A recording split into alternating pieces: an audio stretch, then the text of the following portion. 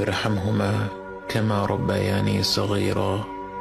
হে আমাদের রব, তাদের দুজনের প্রতি রহমত প্রদর্শন করুন যেভাবে তারা শৈশবে আমাকে লালন পালন করেছেন।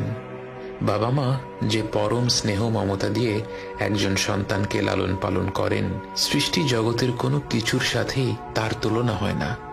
এই মমতায় কোনো স্বার্থ নেই, নেই কোনো শর্ত। যখন আমরা আল্লাহর কাছে বাবা মায়ের জন্য দোয়া করি, আমরা পৃথিবীর পবিত্রতম মমতার কথা উল্লেখ করে রব্বুল আলামিনকে বলি, আমার রব, আপনি এইভাবেই তাদের উপর রহম করুন।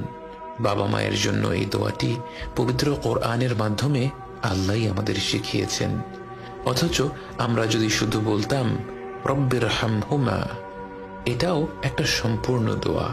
এর অর্থ, হে রব, আপনি তাদের দুজনের উপর রহম করুন। কিন্তু আল্লাহ আমাদের শিখিয়েছেন রব্বিরহামহুমা কামা রব্বায়ানি সগীরা। শৈশবে তারা কতটা স্নেহ মমতা ভরে আমাদের লালন পালন করেছেন এ কথা উল্লেখ করতে গিয়ে আমাদের মনে পড়ে যায় তাদের অজস্র আত্মত্যাগের কথা।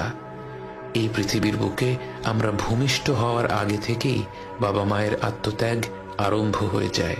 রাত বিরাতে গর্ভবতী মায়ের ঘুম ভেঙে যায়, যখন তখন প্রচণ্ড ক্ষুধা পায়, শরীর